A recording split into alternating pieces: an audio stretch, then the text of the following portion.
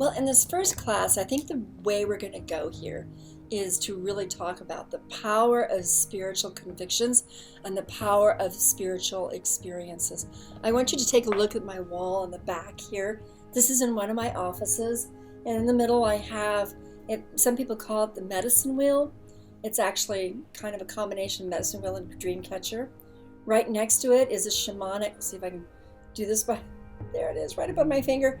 This is a shamanic artwork that was given to me by a wonderful intern, and it is all about practicing the power of your dreams and practicing the power of shamanic consciousness in the process of healing.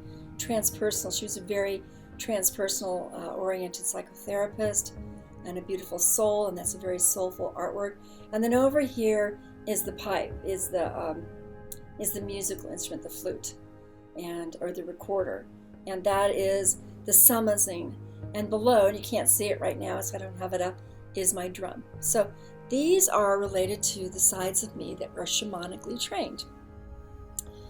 So in addition, I was trained in deeply Christian evangelical traditions. I was also trained in Judaism in both a classical fashion and also in a Kabbalistic, whichever way you want to say it, Kabbalah sort of traditions.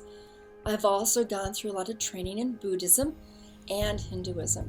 I also do a lot of work in like the mystical aspects as well. And one of my books that describes 42 different ascension tools is called Your Soaring Phoenix. And it is about 42 different ascension tools that a collection of authors that Mary O'Malley and myself organized to be able to share with you as tools that empower you spiritually. So as you can tell, I really do believe that the spiritual aspect of who we are as human beings is vitally important. And a good portion of my education was about how do we integrate our spiritual beingness in with our psychological beingness, in with our physical beingness, in with our society, politics, families, everything else. How do we do that? The diversity of your particular spiritual perspectives, including atheism and agnosticism of all sorts, pantheism, whatever it is that you adhere to, is the opportunity and the options for you to explore our very broad base. In another book that I've written, and it's called Spiritual Laws for Successful Living, it contains 14 different spiritual truths or spiritual paths, paradigms, and how each of them addresses different types of ways of living in this life. And I will note that book down below as well. It's an easy read. It helps you be able to really kind of take a look at 14 different perspectives and kind of say, wow, so what does that have to do with who I am and where I am in my life? Whether it's in recovery or thriving or ascending and transcendence. And we're going to talk about ascendance and transcendence as well. In fact, in my book, Own Your Peace, I talk about the higher levels of peacefulness being that of transcendence and ascendance, and we will get there to talk about that. The reason I'm bringing up all of these different ways of looking at life in terms of different spiritual schools is to give you a feeling of, again, all that is available for you in terms of your own contemplation of what spirituality is going to look like, your way, your version as it relates to your current recovery process and your future goals as you're thriving. And that's an important consideration. A lot of individuals, when they've gone through horrible abuse and trauma, lose all faith. Those individuals who have abused by Catholic priests, for example, they lose all faith.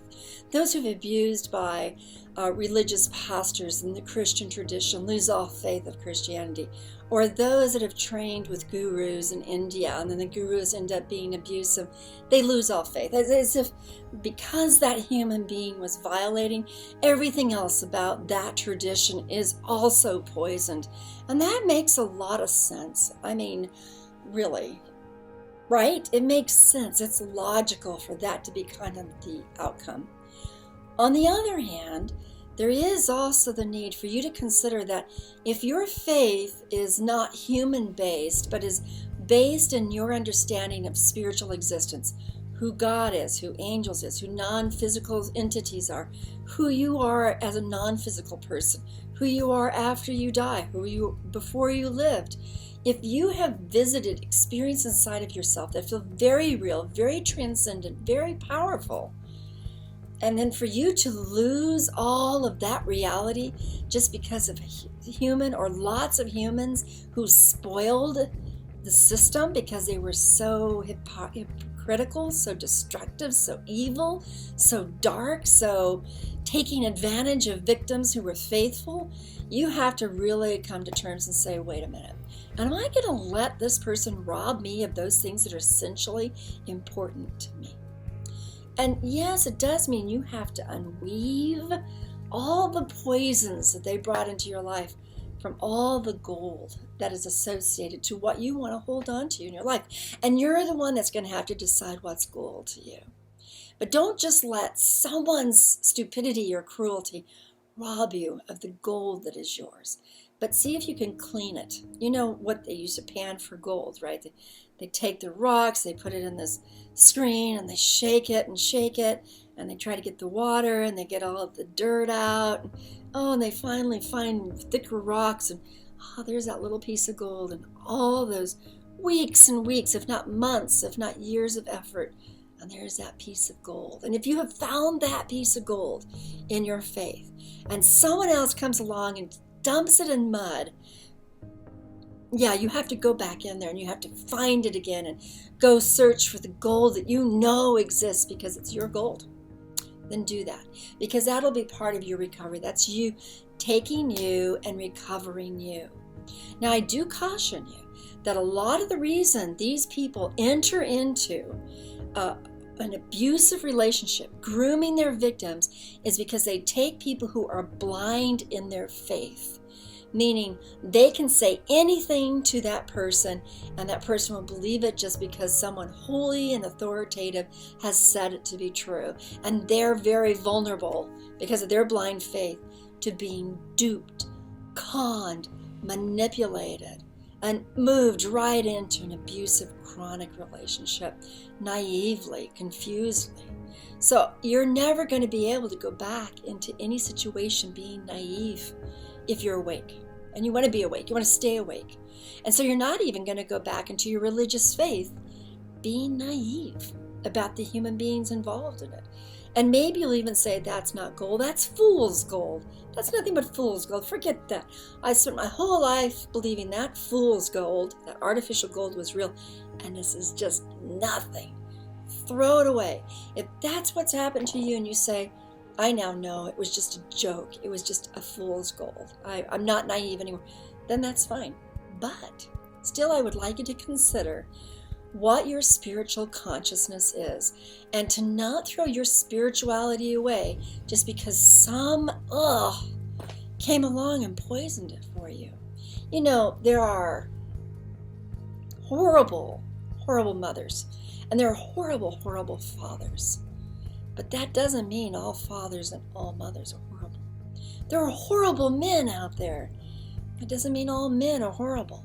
There are horrible women out there. It doesn't mean all women are horrible. There are horrible governments out there and politicians. And it doesn't mean all governments or all politicians are horrible. So it becomes this tricky process of discerning, where is the real gold?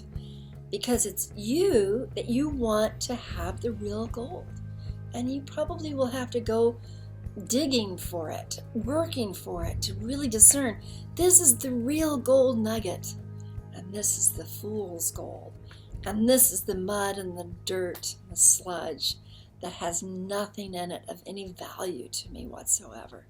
So that's the process I would like you to go through in your relationships, in your attitudes towards yourself, and in your spiritual experience as well. The reason I want you to consider this, many reasons really, but one of the reasons is I know that a spiritual mindfulness, there's just something about how it triggers people into thriving and then even moving beyond thriving into ascending and transcending And I'd like you to leave the door open for that to be possible for you. All right. See you in the next class.